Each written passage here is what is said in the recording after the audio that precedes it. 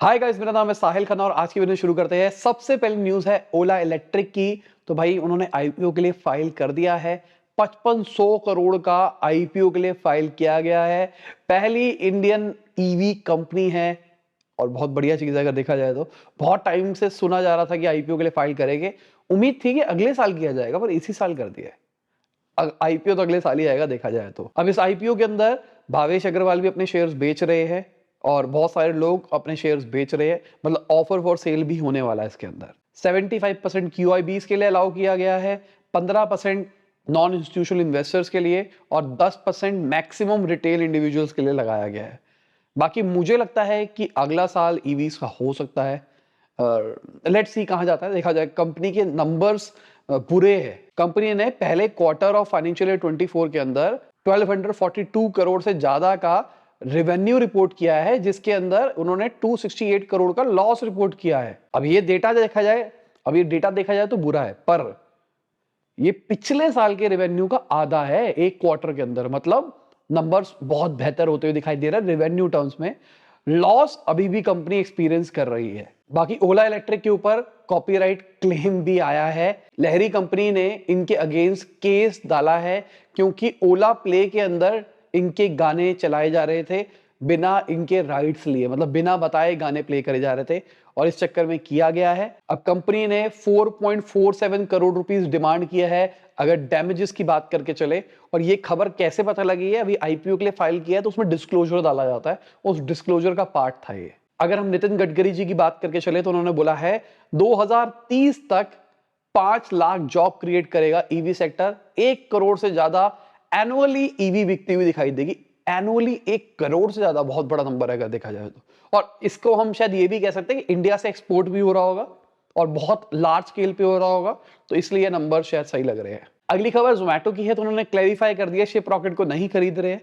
उनका core business के ऊपर ही फोकस रहने वाला है, वो बाकी चीजों पे अभी डाइवर्ट नहीं होना चाहते। बाकी मुझे पता नहीं क्यों लग रहा था, मैंने कहा वाओ व्हाट अ मूव, पर नहीं कर रहे हैं। अब अगर हम बायजूस की बात करके चले तो भाई उनकी भी कुछ रिपोर्ट्स निकल के आ रही है। जो लॉस है उन्होंने फाइनेंशियल ईयर 22 के अंदर 8245 करोड़ का लॉस रिपोर्ट किया है। $1 बिलियन का आप कह सकते हो मोटा मोटी लॉस रिपोर्ट किया है कंपनी ने। और फाइनेंशियल ईयर 21 की बात करके चले उस टाइम पे 4564 करोड़ का लॉस रिपोर्ट किया था। अब कंपनी का जो टारगेट था 10,000 करोड़ का रेवेन्यू हिट करना, उन्होंने वो टारगेट को मिस कर दिया है। अगर इनके रेवेन्यू की बात करके चले तो 2022 के अंदर 5,000 करोड़ के आसपास का रेवेन्यू पहुंचा, जो कि 2021 के अंदर 2280 करोड़ के आसपास था। पर समझने की कोशिश करो ना, 5,000 करोड़ का रेवेन्यू, 8,000 करोड़ का लॉस की बात कर रहे हैं और रेवेन्यू है। मतलब ये सेल आंकड़ा नहीं है। और शायद यही रीजन था, अभी रिसेंटली हमने देखा बहुत सारे इन्वेस्टर्स ने बोर्ड से एग्जिट किया, बहुत कुछ किया, शायद यही वन ऑफ द रीजन था। बायजूस में अभी फाइनेंशियल क्रंच चल रहा है, दिक्कतें चल रही है और अभी सुनने में आया था उनके फाउंडर ने अपना घर गिरवी में रखा है। पहले नंबर्स कुछ और आ रहे थे पर अभी के हिसाब से $12 मिलियन उन्होंने अपने घर को गिरवी रख के एम्प्लॉय की सैलरी देने के लिए निकाला है। अगर इनके एबिटा लेवल लॉस की बात करके चले फाइनेंशियल ईयर 22 के अंदर तो वो 2253 करोड़ पे पहुंच गया है। तो ये कहानी सही नहीं है बायजूस के लिए, जहां एक साइड पे फंड्स नहीं मिल रहे हैं, बहुत सारे क्रंच चल रहे हैं, नेगेटिव पीआर हो रखा है और इन बिटवीन कंपनी बहुत अच्छे लेवल पे लॉस एक्सपीरियंस कर रही है। अगली खबर एड्रीनो की है। तो वो इंडिया के अंदर मैन्युफैक्चरिंग करने का प्लान कर रहा है क्योंकि भाई बहुत ज्यादा नकली बिकता है। ये मदरबोर्ड एक तरह का छोटा कंप्यूटर बेचते हैं मान के चलो। जो एड्रीनो का आईडीई है ना, जो इनका सॉफ्टवेयर है, उसको इंडिया के अंदर सबसे ज्यादा डाउनलोड किया जाता है दुनिया के अंदर। पर इनकी जो चिप है ना, वो पूरी इंडिया के अंदर 1% ही है। मतलब पूरी मार्केट इनकी 1% की है इंडिया के अंदर। दुनिया का सबसे बड़ा मार्केट शेयर एक तरह से लोग यूज कर रहे हैं। तो इसका मतलब काउंटरफेट, मतलब कॉपी वाली आइटम्स कितनी बड़ी हुई है। तो ये अच्छी है चीज, ये सही समझ रही है कंपनी, क्योंकि इंडिया के अंदर क्या है, इंपोर्ट ड्यूटी बहुत ज्यादा है इन चीजों के ऊपर और इंडिया के अंदर फेक बोर्ड्स भी मिल जाते हैं, इसलिए काम हो जाता है। वीडियो में आगे जाने से पहले आपको याद देना चाहूंगा, आपने लाइक का बटन नहीं दबाया है, लाइक का बटन दबा दो, चैनल को कर सब्सक्राइब। मैं ऐसे ही बिजनेस न्यूज आपके लिए लाता रहता हूं। अगली खबर एप्पल की है। तो एप्पल एक एआई डील क्रैक कर सकता है जिसके अंदर बड़े बड़े न्यूज पब्लिकेशंस के साथ में वो डेटा को यूज करेगा, मतलब उनके डेटा से अपना मॉडल ट्रेन करेगा। बाकी एक खबर और निकल के आ रही थी कि जो एप्पल के रिसर्चर्स हैं उन्होंने छोटे लेवल पे लार्ज लैंग्वेज मॉडल बनाना शुरू कर दिया है। मतलब आपके आईफोन के अंदर ही ऑन डिवाइस चल जाएगा लार्ज लैंग्वेज मॉडल, जहां पर आपको बहुत ज्यादा रैम वैम बाकी चीजों की जरूरत नहीं होगी। और उसी के साथ ये खबर भी निकल के आ रही है, तो भाई बहुत बढ़िया तरीके से अलाइन होती हुई दिख रही है।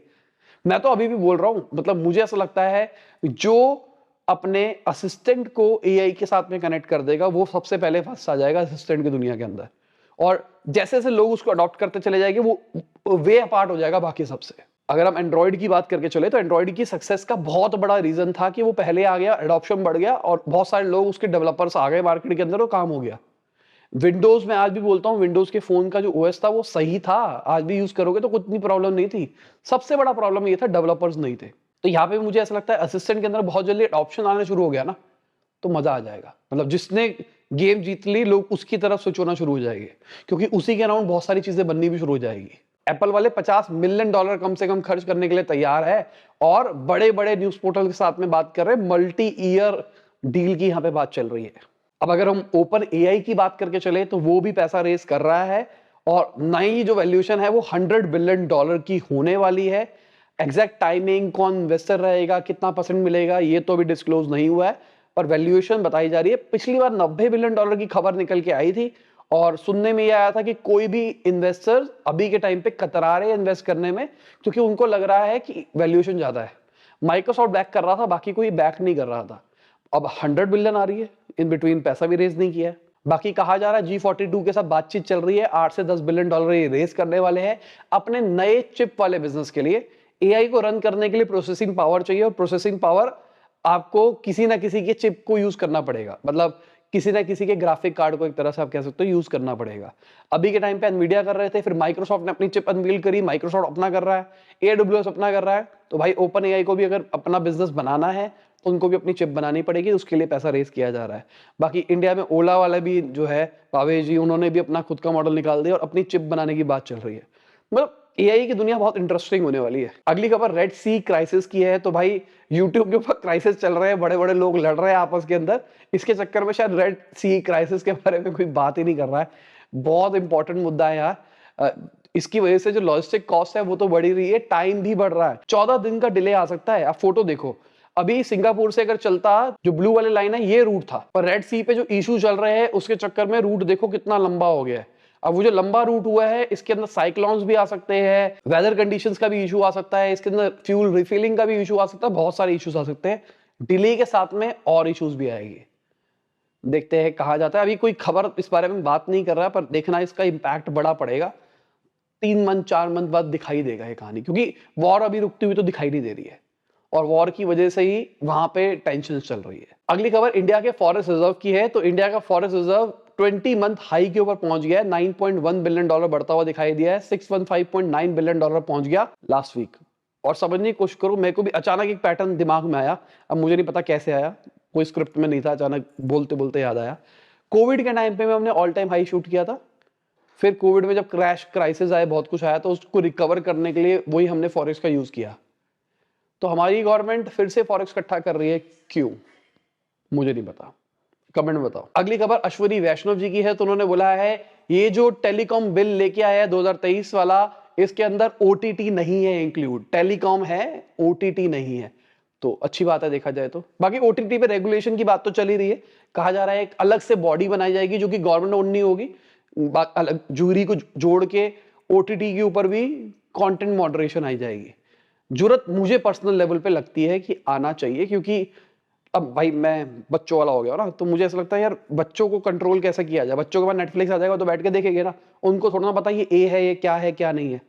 तो हम अब कोई कहेगा चाइल्ड प्रोफाइल कर दो, वो हो सकता है कुछ भी, तो कुछ मॉडरेशन आ जाएगा ना, तो हमारे पास भी शायद क्या पता फ्यूचर में और फिल्टर्स भी बढ़ जाए। अब बच्चों की बात करके चले तो भाई एंटी कोल्ड ड्रग को बच्चों के लिए जो कि 4 साल से नीचे है उसको इंडियन रेगुलेटर ने कर दिया है बैन। अभी रिसेंटली 141 बच्चों की डेथ हुई थी, उनको टॉक्सिक कफ सिरप मिली थी, उसके बाद ये खबर निकल के आ रही थी।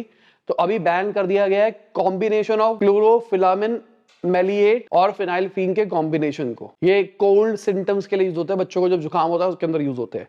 तो भाई ये इस सॉल्ट का नाम याद रखना और चेक कर लेना अगर तुम्हारे घर में बच्चे हैं, कहीं घर पे जो दवाई पड़ी हो तुम देते हो उसमें ये कॉम्बिनेशन ना हो। अगली खबर चाइना से है। तो वहां पर जो वीडियो गेम के ऊपर स्पेंडिंग है वो घटती हुई दिखाई दी है, उसके बाद में टेंसेंट के शेयर 16% घटते हुए दिखाई दी है। अगर हम नेट ईज की बात करके चले 25% के आसपास उनके शेयर प्राइसेस घटते हुए दिखाई दिए है। तो इसका बहुत बड़ा रीजन ये भी हो सकता है कि 18 साल से नीचे के जो बच्चे हैं उनके ऊपर बहुत सारी रिस्ट्रिक्शंस लगाई गई है, इतनी देर तक खेल सकते हैं, ये कर सकते हैं, वो नहीं कर सकते, वो भी एक वन ऑफ द रीजन हो सकता है। अगली खबर जियो मार्ट की है। तो उन्होंने रूरल डेवलपमेंट मिनिस्ट्री के साथ में एमओयू साइन किया है सेल्फ हेल्प ग्रुप को प्रोडक्ट बेचने के लिए। अब यहाँ पे सेल्फ हेल्प ग्रुप के जो प्रोडक्ट्स होंगे उनको जियो मार्ट के ऊपर बेचा जाएगा, उसको ऑनलाइन प्रेजेंस दी जाएगी। एक अच्छा कॉज है देखा जाए तो, और जो सेल्फ हेल्प ग्रुप वाले लोग हैं वो भी पैसा कमा पाएंगे। बाकी ये लोग हमारे सपोर्टर्स जिनकी वजह से डेली आप तक बिजनेस न्यूज ला पाते हैं। Thank you for supporting us, ऐसे ही सपोर्ट करते रहो। और इसी के साथ ये वीडियो खत्म होती है। उम्मीद करता हूं आपको मजा आया होगा। लाइक कर देना, शेयर कर देना, कमेंट बताना वीडियो कैसी लगी। बाय, गुड नाइट, खुदा हाफिज़, गुड मॉर्निंग आफ्टरनून, जब भी आप वीडियो देख रहे हैं। जय हिंद, वंदे मातरम। और भाई सभी को मैरी क्रिसमस। हो सकता है मंडे को हम न्यूज नहीं डालेंगे, छुट्टी बनाएंगे, तो चांसेस है कि मंडे को आपको न्यूज नहीं मिलेगी। तो संडे बनाओ और छुट्टी बनाओ, ऐश करो। हमारी वर्कशॉप खत्म हुई है, अभी टाइम हो रहा है मेरा 9:30। तो अभी शूट चल रहा है ऑफिस के अंदर क्योंकि वर्कशॉप खत्म हुई है और आपको ये सुबह न्यूज मिल जाएगी। तो ऐश करो। अब अगला हफ्ता भी मेरा बिजी है, तो अगले हफ्ते भी सुबह ही आएगी। और उसके बाद जैसे मैं फ्री हो जाऊंगा ना, क्योंकि हमारे पास हम लगातार बैक टू बैक शूट कर रहे हैं ताकि हमारे पास में महीना 1.5 महीने का कंटेंट इकट्ठा हो जाए। जब हो जाएगा तो मैं थोड़ा रिलैक्स हो जाऊंगा, फिर मैं बिजनेस न्यूज को टाइम दे पाऊंगा। हम प्लान भी कर रहे हैं इस चैनल के ऊपर स्पॉन्सर्स लाने का। स्पॉन्सर्स आ जाएंगे तो हमारे पास एक रेवेन्यू मॉडल बन जाएगा, तो हम बहुत सारी चीजों को अलग तरीके से भी कर पाएंगे जो मैं करना चाहता हूँ। हो सकता है हम प्रोडक्शन क्वालिटी को और इम्प्रूव करें, हो सकता है number of pieces of content change बढ़ाए, हो सकता है हम और बड़े एंकर्स भी लेके आए, हो सकता है हम टॉपिक्स और भी एक्सप्लोर करें न्यूज़ के अलावा। तो लेट्स सी नया साल कैसा रहता है। बाकी साहिल करना वाले चैनल पे एक नई वीडियो आने वाली है जो एक रिचुअल का पार्ट होने वाला है। हर साल मैं वीडियो डालता हूँ भाई न्यू ईयर के ऊपर और बताता हूँ कि मेरा न्यू ईयर रेजोल्यूशन था यूट्यूब पे आना और मैंने ऐसा किया, तो आप भी कर सकते हो। तो इस बार थोड़ा सा अलग टेक रखा है उसके अंदर और कुछ अंदर की बातें भी बताइए, अपनी पर्सनल लाइफ भी थोड़ी सी शेयर करिए, देखना बताना कैसी लगी। हो क्यों नहीं जान सके जिन्ना प्यार सी नाल दे।